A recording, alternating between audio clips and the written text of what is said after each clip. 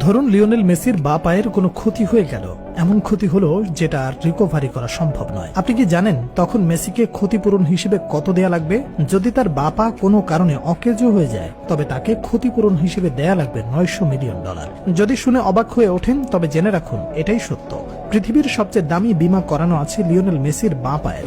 বলা যায় পৃথিবীর ইতিহাসে সবচেয়ে মূল্যবান বা পা তার। অনেকে বলে না মেসিকে বেশ সুরক্ষা দেয় প্রতিপক্ষ রেফারি, এটাও বড় একটি কারণ।